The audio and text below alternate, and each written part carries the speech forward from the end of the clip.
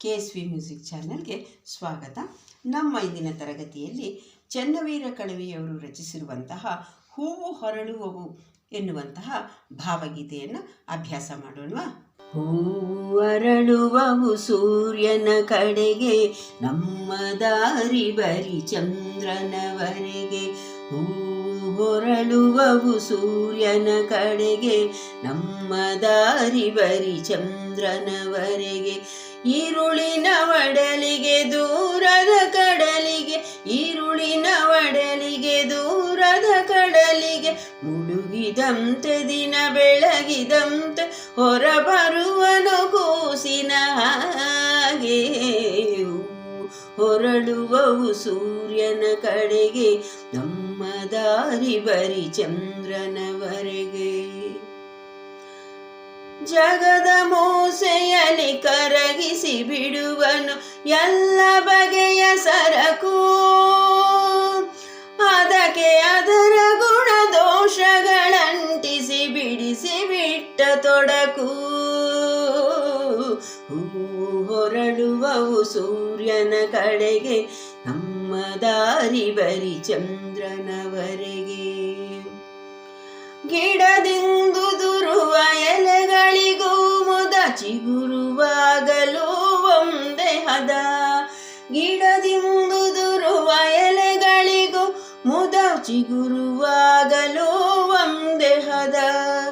ನೆಲದ ಒಡಲಿನೊಳಗೇನು ನಡೆಯುವುದೋ ಎಲ್ಲಿ ಕುಳಿತಿಹನು ಕಲಾವಿದ. ಹೊರಳುವವು ಸೂರ್ಯನ ಕಡೆಗೆ, ನಮ್ಮ ದಾರಿ ಬರಿ ಚಂದ್ರನವರೆಗೂ. ಬಿಸಿಲದಗೆಯ ಬಸಿರಿಂದಲೇ ಸುಳಿಯುವುದು ಮೆಲುತಂಗಾಳಿಯು ಬಳಿಗೆ. ಸಹಿಸಿಕೊಂಡ ಸಂಕಟವನ್ನು ಸೋಸಲು ಬಂದೇ ಬರುವುದಾಗಳಿಗೆ. ಹೊರಳುವವು ಸೂರ್ಯನ ಕಡೆಗೆ, ನಮ್ಮ ದಾರಿ ಬರಿ ಚಂದ್ರನವರೆಗೂ. ಸಹಜ ನಡೆದರು ಭೂಮಿಯ ಲಯಲದೆ ಪದಗಳ ನಿರಿಸಿದ ಹಾಗೆ. ಸಹಜ ನಡೆದರು ಭೂಮಿಯ ಲಯದಲ್ಲಿ ಪದಗಳ ನಿರಿಸಿದ ಹಾಗೆ.